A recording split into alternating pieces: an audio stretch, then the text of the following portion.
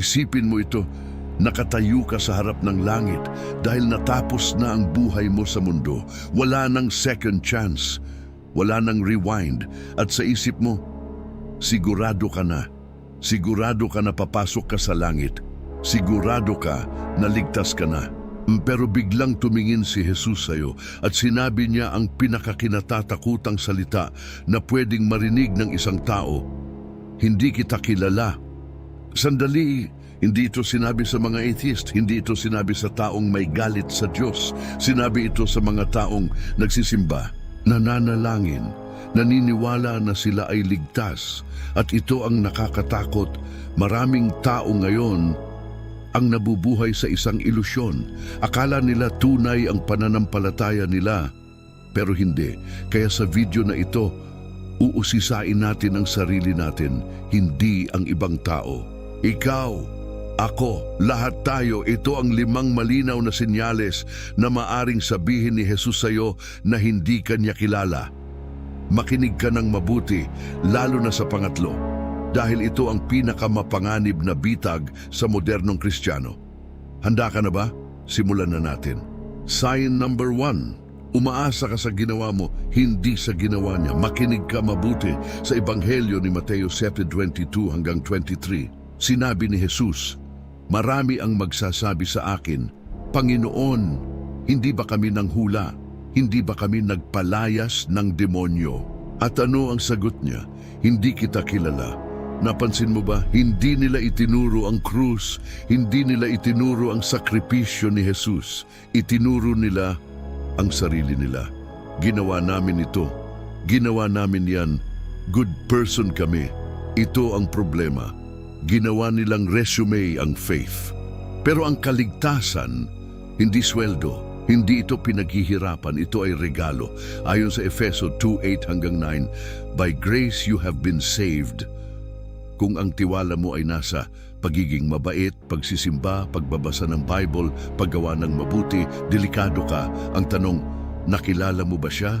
Sign number 2, may lihim kang kasalanan na ayaw mong bitawan.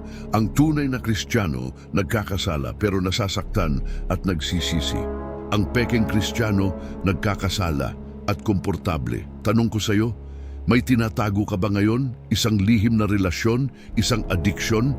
Ang grace ay hindi lisensya para magkasala. Ito ang kapangyarihan para tumigil. Kung wala kang desire na magbago, malaking red flag yan. Sign number 3. At ito ang mas nakakatakot. May relihiyon ka pero wala kang relasyon sa Diyos. Ito ang pinakamapanganib. Sinabi ni Jesus, I never knew you. Hindi niya sinabi, I never knew about you. Ang ibig sabihin ng new, relasyon, intimacy, connection. Pwede mong kabisaduhin lahat ng worship songs. Pwede mong alam lahat ng Bible stories. Pero tanong, kilala mo ba siya? Hindi alam lang. Nakakausap mo ba siya sa tahimik na oras? Sa Pahayag 3:20, Behold, I stand at the door and knock. Kung Sunday lang ang Diyos mo, at Monday to Saturday, wala siya sa buhay mo. Hindi iyan relationship. Routine lang yan. Sign number 4, hindi ka marunong magpatawad. Sa Mateo 6:15 sinabi ni Jesus, kung hindi kayo magpapatawad, hindi rin kayo patatawarin. Oo, masakit, pero kung tinanggap mo ang kapatawaran ng Diyos, pero kung hindi mo kayang ibigay iyon sa iba, may problema. Sign number 5, the ultimate test. Hindi mo ginagawa ang kalooban ng Diyos. Sa Mateo 7:21, hindi lahat ng nagsasabi ng Panginoon, Panginoon ay papasok. Ang tunay na faith, hindi lang nasa isip, nasa kilos, nasa desisyon, nasa araw-araw. Kung pareho ka lang ng mundo, bakit ka aasa ng ibang resulta? Kung may nararamdaman kang bigat, huwag mo iyang i-ignore. Hindi iyan condemnation, iyan ay tawag. Ginigising ka niya bago pa mahuli ang lahat, hindi pa huli. Pwede kang magsimula ulit. Ngayon, iwan mo ang kasalanan, bitawan mo ang pride at lumapit ka kay Jesucristo. Mag-comment ka ng Amen kung gusto mong maligtas. I-share mo to. Baka ito ang mensaheng magpabago ng buhay ng kakilala mo. Hanggang sa next video, God bless us all.